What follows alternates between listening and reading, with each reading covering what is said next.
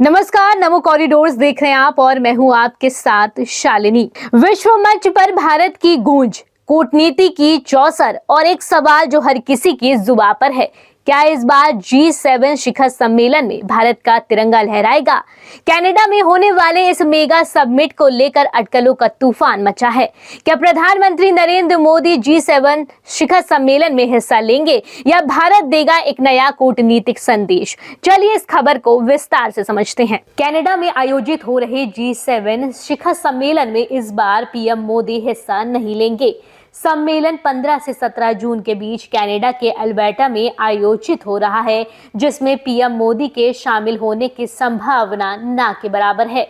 ये 6 सालों में पहली बार होगा जब पीएम मोदी G7 शिखर सम्मेलन में हिस्सा नहीं लेंगे।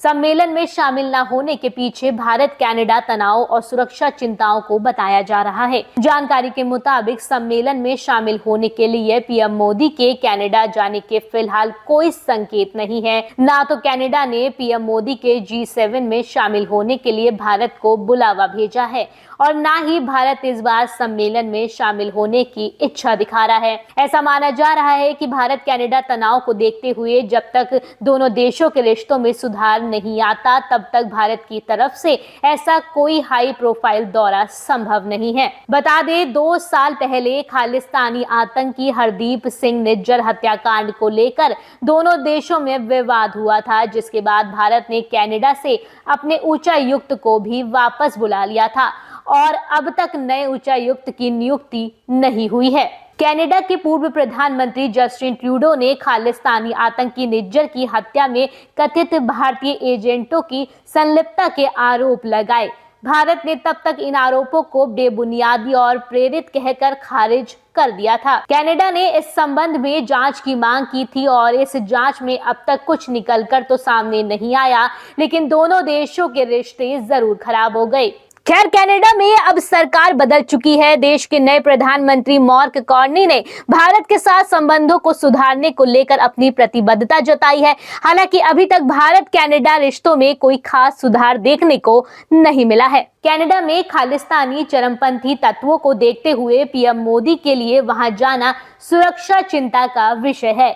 भारत के विदेश मंत्रालय ने पिछले महीने स्पष्ट किया था कि पीएम मोदी की कनाडा यात्रा को लेकर कोई जानकारी नहीं है। साथ ही सुरक्षा चिंताओं और सिख अलगाववादियों की गतिविधियों को देखते हुए भारत किसी अंतिम समय के निमंत्रण पर विचार करने के मूड में नहीं है। बता दें, G7 दुनिया के 7 विकसित अर्थव्यवस्थाओं Canada, France, Germany, Italy, Japan, Britain और अमेरिका का संगठन है, जिसके वार्षिक शिखर सम्मेलन में दुनिया के अन्य प्रभावशाली देशों के नेताओं को भी आमंत्रित किया जाता रहा है। पीएम मोदी 2019 से इस सम्मेलन में हिस्सा लेते रहे हैं। सम्मेलन में कौन कौन से देश के नेता हिस्सा ले रहे हैं, कनाडा ने अभी इस पर कोई आधिकारिक जानकारी नहीं दी है, लेकिन कनाडा की मीडिया का कहना है कि सम्मेलन में सदस्य देशों के नेताओं के अलावा ऑस्ट्रेलिया, दक्षिण अफ्रीका, यूक्रेन, ऑस्ट्रेलिया और ब्राजील के नेता हिस्सा ले सकते हैं। G7 में भारत की अनुपस्थिति